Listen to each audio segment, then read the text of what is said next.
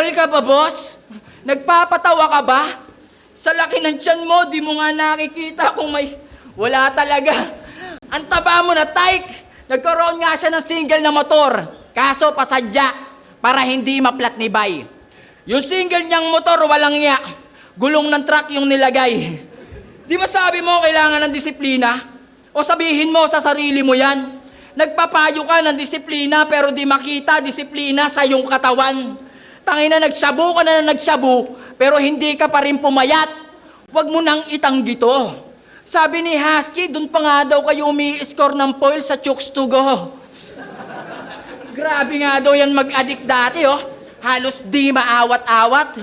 Kabag si Tyke nga daw bumabatak, may litsong manok na hawak-hawak. Kaya parang lighter mo, dapat sa'yo pugutan ang ulo. O dito mismo sa zoning.